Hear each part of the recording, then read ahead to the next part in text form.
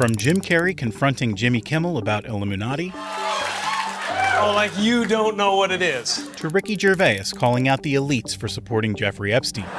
Shut up. I know he's your friend, but I don't care. Here are 5 times comedians exposed Hollywood weirdos, starting with comedy icon Jim Carrey, who once came on Jimmy Kimmel's show with an extremely bizarre sign. Is that a gang sign? Have you, oh, like you don't know what it is. You don't know what that is. I have no idea. You don't know. Jimmy Fallon doesn't know. David Letterman doesn't know. We don't know. All the comics and show business don't know what this is. The host tried steering the conversation away, but Carrey was there for a purpose, to expose Hollywood's deepest secrets. I'm here tonight to blow the lid off it, to be the whistleblower. It is the secret symbol of the illuminati, and you're a part of it, and it is the all-mocking tongue. But this was just the beginning of his revelations. For years now, talk show hosts, people on television, people in sitcoms have been hired by the government to throw you off the track, to distract you, to make you laugh and stuff like that, make you happy and docile so you don't know what's really going on. And when he pretended to get a threatening phone call, I just got to get this. And yeah. Yeah, listen, I'm in the middle of blowing the lid off some...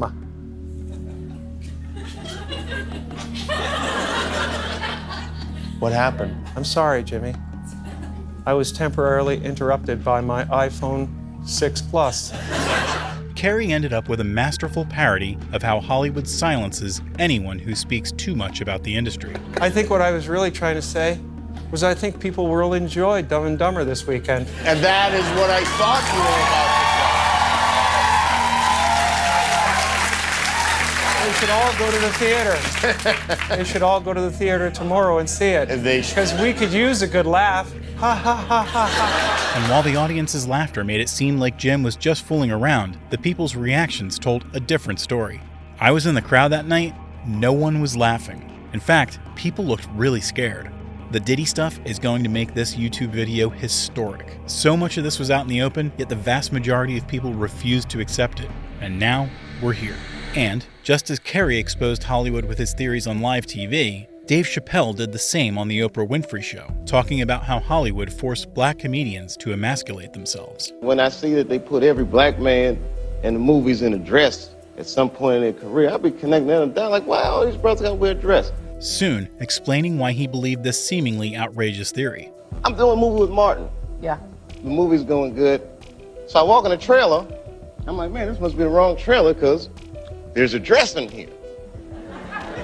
And as the story went on, Dave explained how he himself was the proof of the conspiracy. So the writer comes in. I think he's the writer. He's like, Dave, listen, we got this hilarious scene where Martin's sneaking out of jail.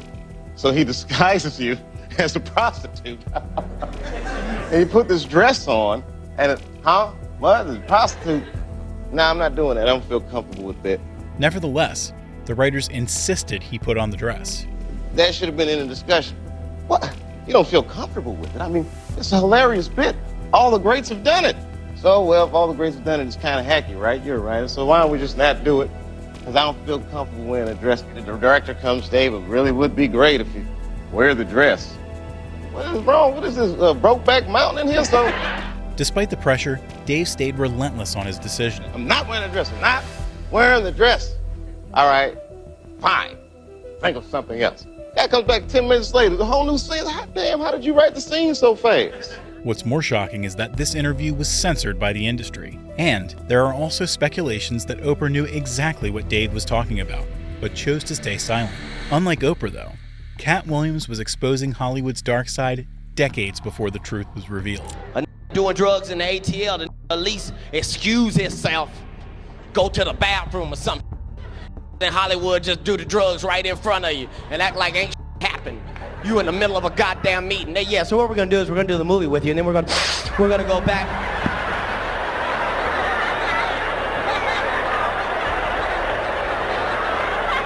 Did you know that I can see you? You right there, it's on your nose. It might have seemed like Cat was exaggerating at the time. Be gay in Hollywood, you never expected. They be having these big ass mansion parties, and the mansion party, the whole mansion is a party, and then it's a separate party in the little rooms. I ain't been famous that goddamn long. I'm excited in a motherfucker to be at the mansion party. You be looking in all the goddamn rooms, and you around and look in the wrong room. But it turned out to be direct references to Diddy and his crimes. Cat wasn't alone in his fight, though, as Jim Gaffigan also made fun of Hollywood's culture at the 2024 Golden Globes. This is so exciting for me. The Golden Globes. I mean, I can't even believe I'm in the entertainment industry. I can't. It's so unlikely. I'm from a small town in Indiana. I'm not a pedophile. And while these comedians merely scratched the surface of the dark side of Hollywood, Ricky Gervais obliterated the industry in what could be said to be the biggest satirical expose in Hollywood's history during the 2020 Golden Globes. You'll be pleased to know this is the last time I'm hosting these awards, so I don't care anymore. I'm joking. I never did. But while he started off tame, it didn't take long until he started taking shots at the industry overlords. I mean, Kevin Hart was fired from the Oscars because of some offensive tweets. Hello. Lucky for me, the Hollywood foreign press can barely speak English, and they've no idea what Twitter is, so... The comedy would soon get a little too real, though. In this room are some of the most important TV and film executives in the world, people from every background, but they all have one thing in common. They're all terrified of Ronan Farrow. He's coming for you. He's coming for you. But that wouldn't be the last of Ricky's scathing jokes either, because he just had to address Hollywood's creepy history with children. It was a big year for pedo movies. Surviving R. Kelly, Leaving Neverland, Two Popes. Ricky kept firing shot after shot after shot, even if it came at the cost of roasting himself. Many talented people of colour were snubbed in major categories. Unfortunately, there's nothing we can do about that. The Hollywood foreign press are all very, very racist. So, fifth time. And his ridicule regarding Hollywood's obsession with diversity wouldn't end there. We were going to do an in memoriam this year, but when I saw the list of people that had died, it wasn't diverse enough. No. It was mostly white people, and I thought, nah, not on my watch. After finishing up his general criticism of the industry, Ricky temporarily moved his sights to the Golden Globes themselves. You could binge watch the entire first season of Afterlife instead of watching this show. That's a show about a man who wants to himself because his wife dies of cancer, and it's still more fun than this. But no one saw it coming when Ricky circled back to the child scandals. Spoiler alert, season 2 is on the way, so in the end, he obviously didn't himself. Just like Jeffrey Epstein. Shut up! I know he's your friend, but I don't care. And Ricky's slaughter continued as he started targeting Hollywood actors and the things they do behind closed doors for roles. And the actors who just do Hollywood movies now do fantasy adventure nonsense. They wear masks and capes and really tight costumes. Their job isn't acting anymore. It's going to the gym twice a day and taking steroids. Really? Have we got an award for most ripped junkie? No.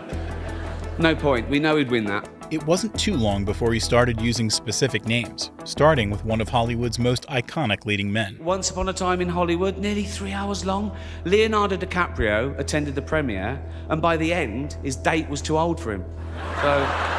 Ricky hated the hypocrisy present in the industry and made no intention of hiding it. Well, you say you're woke, but the companies you work for, I mean, unbelievable. Apple, Amazon, Disney. If I started a streaming service, you'd call your agent, wouldn't you? And as his speech, if you can call it that, was wrapping up, he decided to siphon off all those jokes to completely flip the scenario of the award show on itself. If you do win an award tonight, don't use it as a platform to make a political speech, right? You're in no position to lecture the public about anything. You know nothing about the real world. Most of you spent less time in school than Greta Thunberg. So, if you win, right, come up, accept your little award, thank your agent and your God, and off, okay?